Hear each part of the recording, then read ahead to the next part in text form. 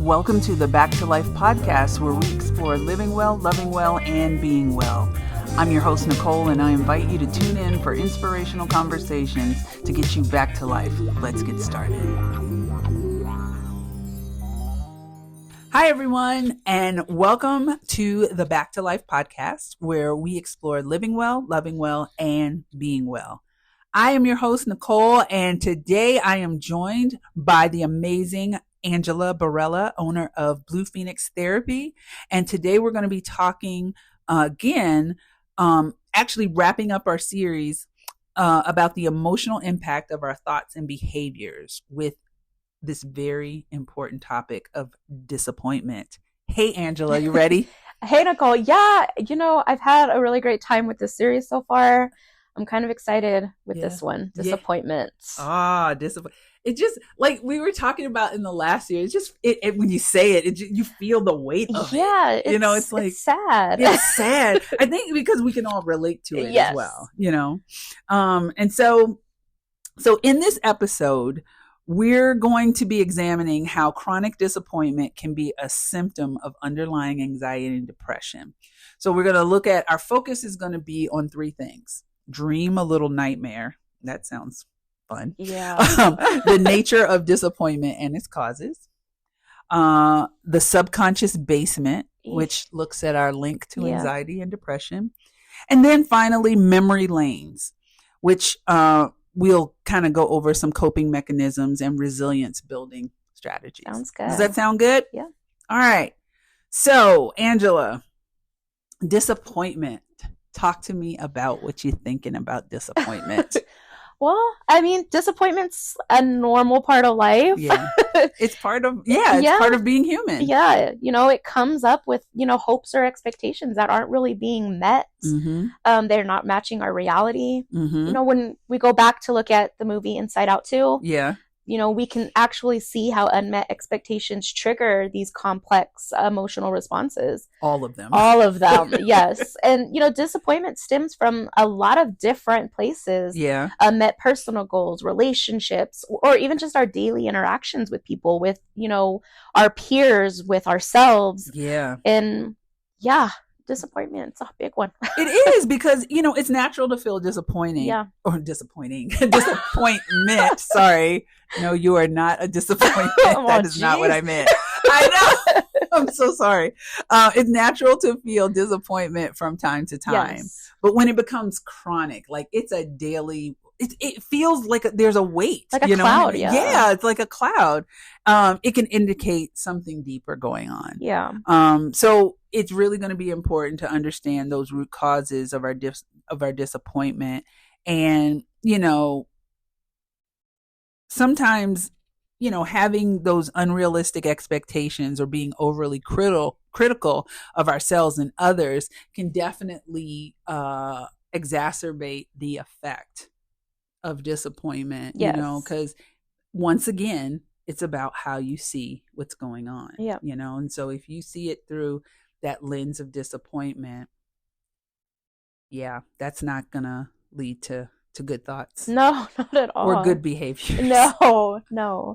And that kind of leads us to the next point of the subconscious basement, that link between disappointment, anxiety, and depression. And I think that's kind of been, the basis of all of our, things that we've talked about during this series. Yeah. A lot of these things do have that background and that underlying fear of anxiety and depression. Oh, for sure. And again, it's not just disappointment. Like, that's normal.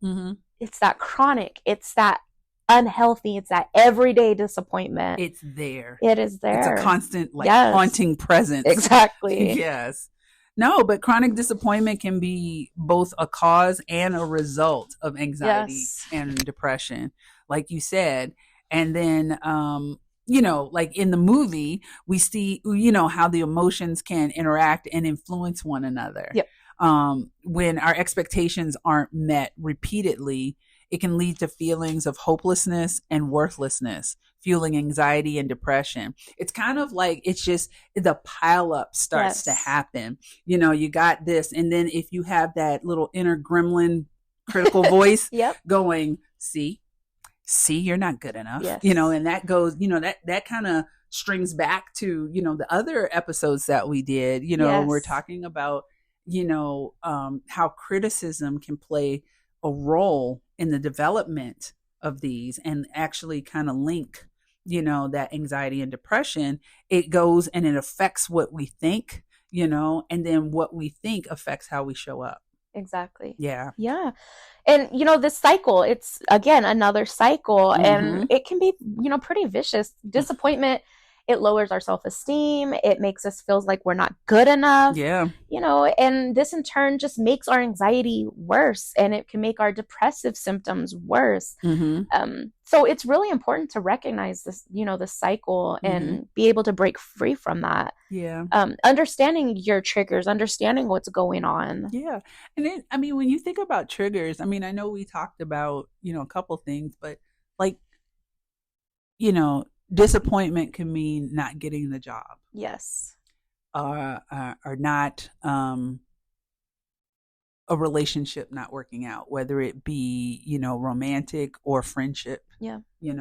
Disappointment can come from an opportunity missed. Exactly. We can have so many opportunities. What is wrong? Sorry.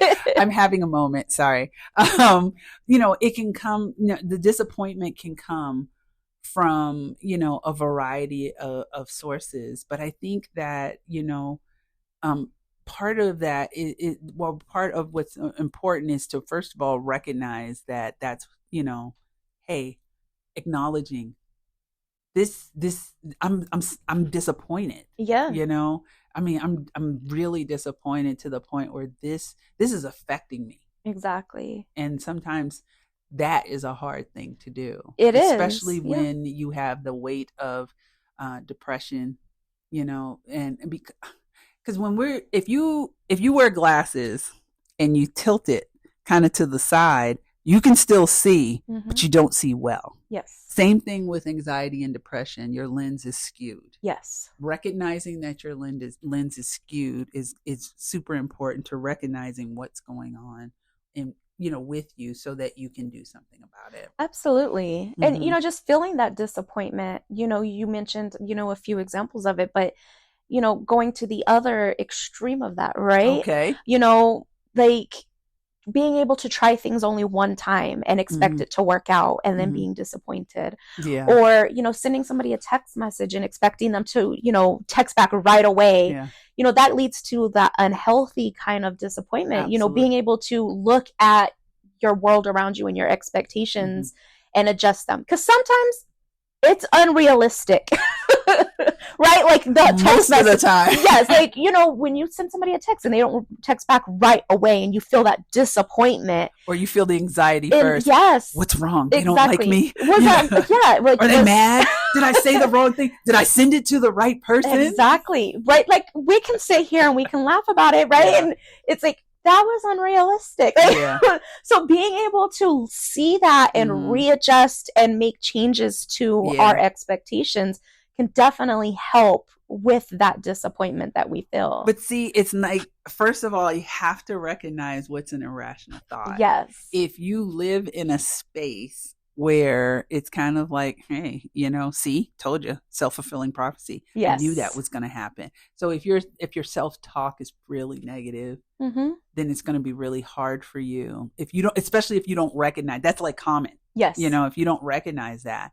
So this is where it's important to kind of be mindful of, like, think about your thinking. Exactly. Yeah. It's managing those expectations that we have of ourselves and of other people. Oh, for sure. Because, those expectations will definitely lead to disappointment. They will. Because you can't control people. Exactly. Remember from the last session. Exactly. From the last one. It's okay to aim high. It's okay to have these high standards for ourselves. Yeah. But we have to be realistic. We have to be flexible and understand that things can change. Yeah. And, understanding that setbacks are a part of life. And, it helps us build, a resiliency in our life. Yeah. And, if we look back at Inside Out too, and we can see how the characters, they've learned how to cope, towards the end with, changes and setbacks, and they have to adapt to their whole new reality.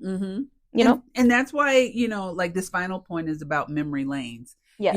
because it's kind of like what we need to know is remembering is going to be key.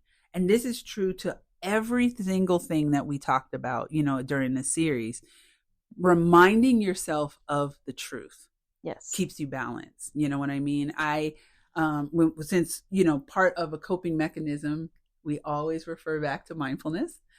One thing that's really important is recognizing that being too future focused, which I call time traveling, is, keeping you stuck there, the what ifs, or this could happen and this, all the worst case scenario type things.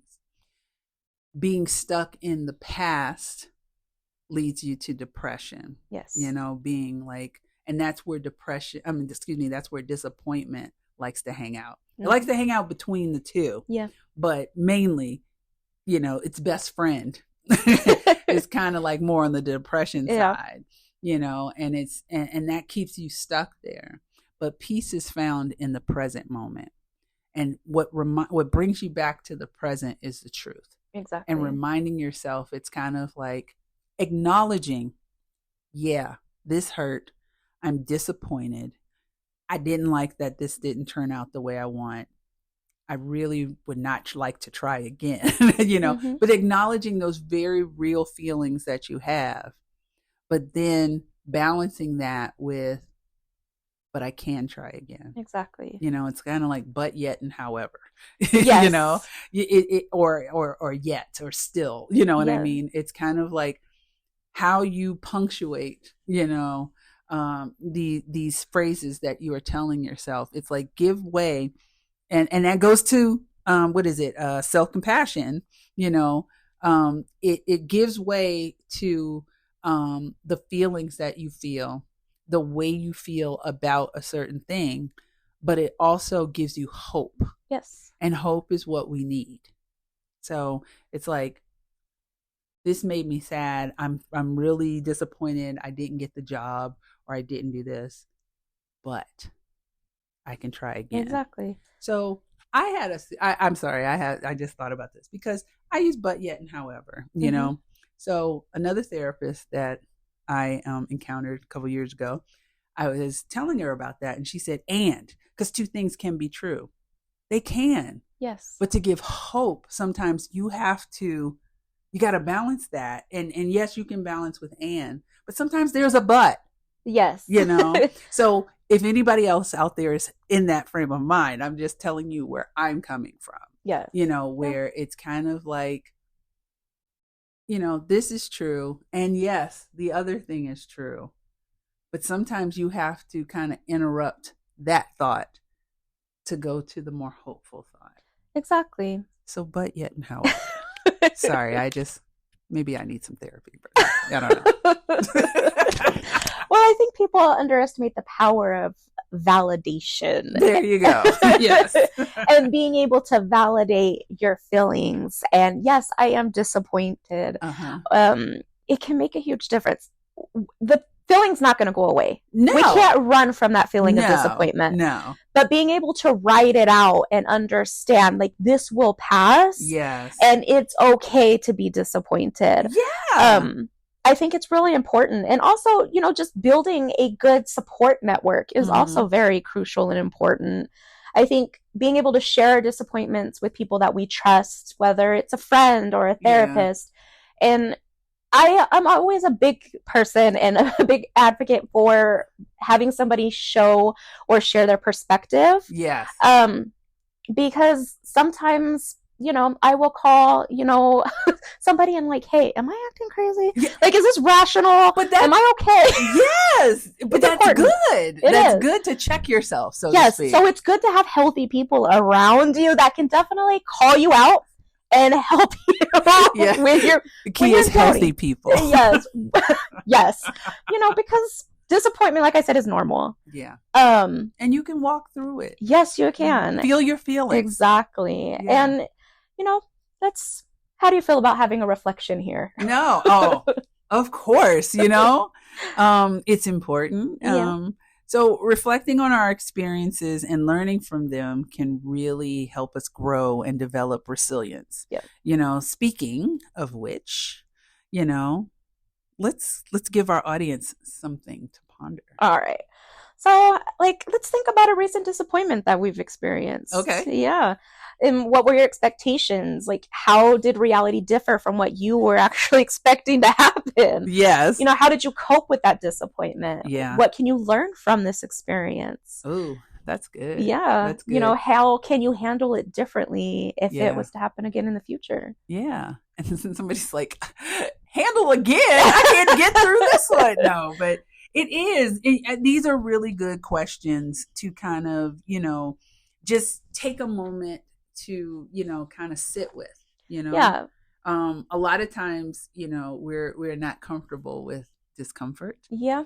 And disappointment can be, especially because of the weight of it, it can be one of those where you're like, I don't like this. I don't want to do this. Yeah. I think focusing on the bigger picture. It really is. Helps a lot. Absolutely. Absolutely. And so, it's all about learning and growing from our experiences. And as we do so,